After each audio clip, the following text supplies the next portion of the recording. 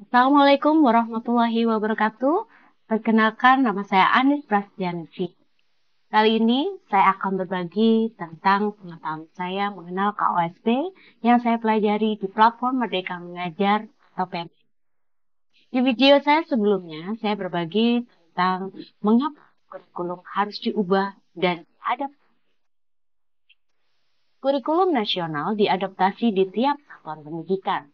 Bagaimana lingkungan sekolah, perubahan apa yang terjadi, bagaimana kondisi murid di sekolah, dan apa yang sedang atau yang sangat dibutuhkan oleh siswa, guru, dan juga masyarakat. Kurikulum operasional Satuan Pendidikan atau yang kita sebut dengan KOSP merupakan pedoman yang memuat seluruh rencana proses belajar satuan pendidikan dalam mewujudkan visi, misi, dan tujuan satuan pendidikan. Ada dua sifat KOSP. Yang pertama, KOSP bersifat tetap. Artinya, KOSP itu harus mengacu kepada data dasar dan struktur kurikulum yang telah ditetapkan oleh pemerintah. Apa saja kerangka dasar dan struktur kurikulum tersebut? Yaitu tujuan sesuai dengan tujuan pendidikan nasional yang mewujudkan profil ajar Pancasila. Kedua, standar nasional pendidikan, baik proses, isi, penilaian, dan standar yang lain. Berikutnya adalah struktur kurikulum dan prinsip pembelajaran dan assessment. Berikutnya adalah capaian pembelajaran. Sifat kedua, KOSP bersifat fleksibel dan dinamis. Artinya, satuan pendidikan yang mengembangkan KOSP harus berdasarkan kerangka dan struktur kurikulum yang disesuaikan dengan karakteristik dan kebutuhan dari satuan pendidikan.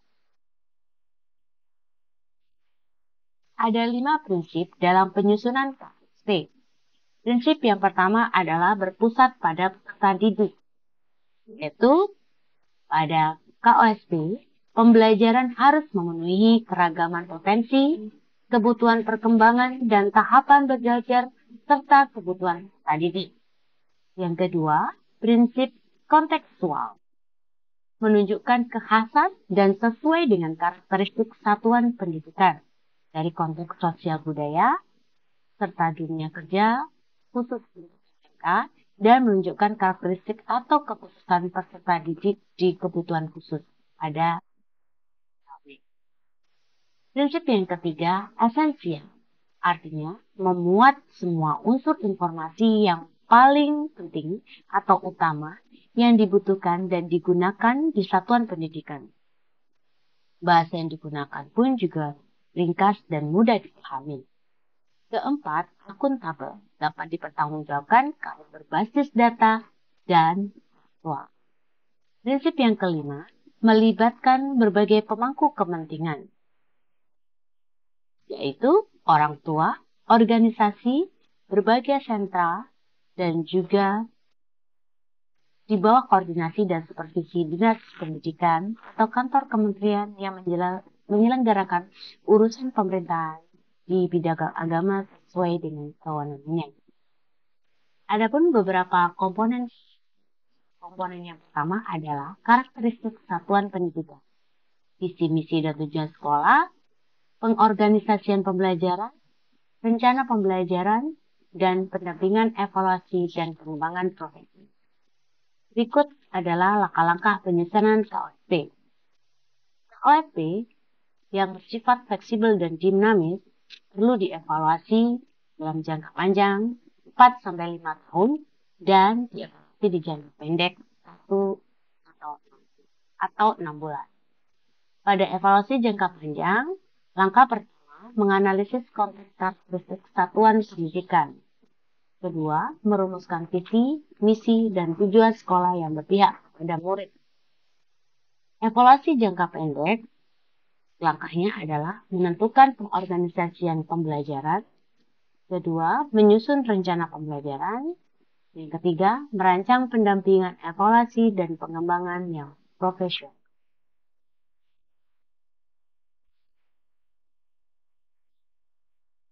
Sebagai seorang pendidik, kita bisa melakukan refleksi bagaimana kesiapan kita sebagai pendidik dalam melaksanakan implementasi kurikulum Merdeka, yaitu melalui refleksi kita dalam menyusun rencana pembelajaran.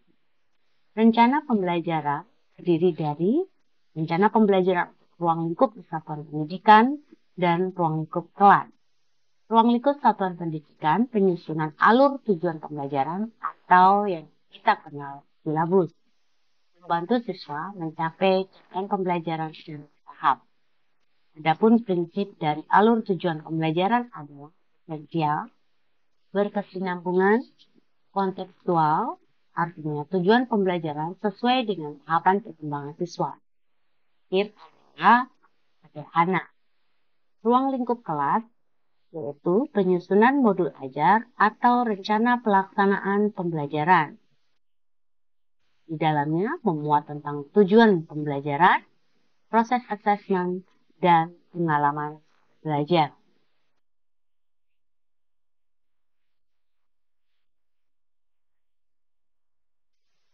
Di satuan pendidikan, baik pendidik atau satuan pendidikan memiliki keleluasaan untuk menentukan kegiatan pembelajaran dan perangkat ajar yang sesuai dengan tujuan pembelajaran, konteks satuan pendidikan, dan karakteristik peserta didik.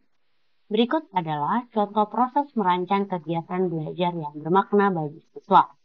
1. Memilih tujuan belajar dari alur pembelajaran yang sudah dirancang. 2. Menganalisis situasi kelas dan kebutuhan pelajar. 3. Assessment untuk mengetahui posisi peserta didik di awal siklus pembelajaran. 4. Menentukan strategi dan metode untuk mencapai tujuan tersebut. 5. Memilih dan menetapkan perangkat ajar serta aktivitas pembelajaran yang bermakna bagi siswa. 6. Sosialisasi target belajar dan menyepakati pembelajaran bersama peserta. 7. Pelaksanaan pembelajaran dan asesmen untuk memonitor kemajuan belajar selama proses pembelajaran. 8. Refleksi untuk menentukan tujuan belajar berikut berdasarkan data mutu dan hasil belajar. Mutu dan relevansi pembelajaran baik internal maupun eksternal.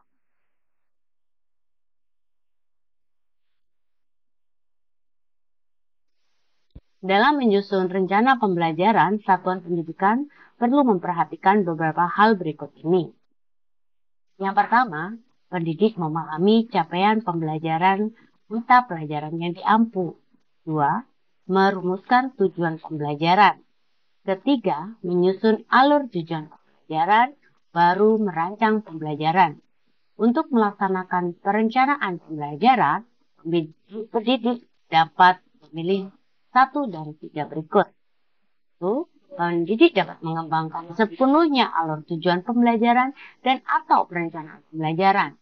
Yang kedua, pendidik dapat mengembangkan alur tujuan pembelajaran dan atau rencana pembelajaran berdasarkan contoh-contoh kegiatan, atau pendidik dapat menggunakan contoh yang telah disediakan pemerintah.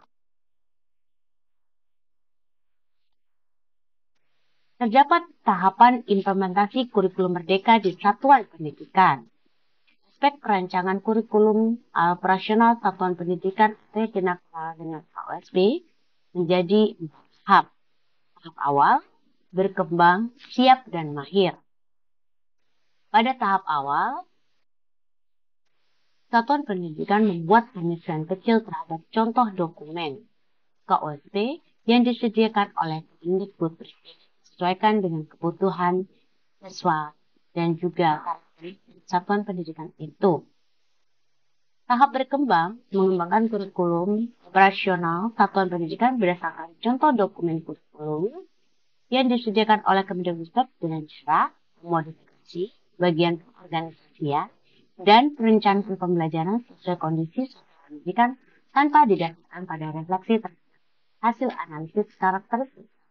Makanya, tahap siap mengembangkan kurikulum satuan pendidikan berdasarkan contoh dari Kemendikbud dengan cara memodifikasi pengorganisasian dan perencanaan pembelajaran berdasarkan analisis dan refleksi terhadap kondisi sarana, prasarana, dan penduduk, serta kependidikan di satuan pendidikan dengan melibatkan perwakilan siswa, orang tua, atau dan di tahap yang paling tinggi, mahir mengembangkan kurikulum satuan pendidikan kontekstual dan sesuai aspirasi warga. Satuan pendidikan hasil analisis dan refleksi diri satuan pendidikan. Menstrukturkan pembelajaran sesuai visi, misi, dan konteks pendidikan dengan melibatkan perwakilan peserta didik, orang tua, dan juga masyarakat. Dari hasil belajar materi mengenal OSP dan bagaimana saya harus merefleksikan diri saya sebagai pendidik dalam memahami tersebut dan menyiapkan diri dalam implementasi KUMAR kurikulum kita, saya menggunakan refleksi model traffic light reflection. Yang pertama, selebrasi. Saya harus dirayakan. Saya telah menyelesaikan materi PMN dengan judul mengenal KOSP yang berisi tentang esensi KOSP, acuan KOSP, prinsip penyusunan KOSP, komponen KOSP, implementasi KOSP berdasarkan kesiapan, dan bagaimana refleksi kesiapan satuan pendidikan. Stop. Apa yang harus dihentikan? Hanya membaca tanpa melakukan refleksi dan aksinya. Belajar tanpa refleksi adalah sia-sia. 2. Jangan sampai kita kembali ke paradigma lama pendidikan. Stop. Jika pendidik tidak berpihak dan tidak lagi membuat perencanaan pembelajaran atas dan stop untuk membandingkan kesiapan pendidik satu dengan yang lain. Lanjut, apa yang harus saya lanjutkan? Sebagai pendidik, mencoba melakukan refleksi mandiri untuk mengidentifikasi tahapan kesiapan dalam merancang perencanaan pembelajaran atau ajar yang berpihak pada murid dengan mengacu pada pedoman pembelajaran assessment dan praktik baik dalam PMM menjadi referensi guru menyusun perencanaan pembelajaran. Mulai, start. Apa yang harus dimulai? Sebagai pendidik, saya dalam memetakan kesiapan saya di tahap awal, memahami KOSP kerangka dasar 10, memahami dimensi P3, memahami CP, capaian pembelajaran sesuai mata pelajaran dan jenjang yang ditempuh, menetapkan tujuan pembelajaran, menentukan assessment sesuai dengan PPA, menyusun alur pembelajaran, dan mengatur jumlah atau jam pembelajaran.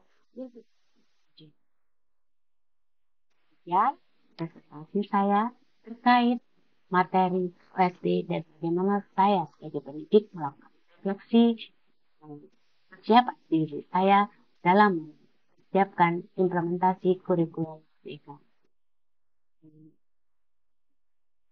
Sekian dari saya. Terima kasih. Wassalamualaikum warahmatullahi wabarakatuh.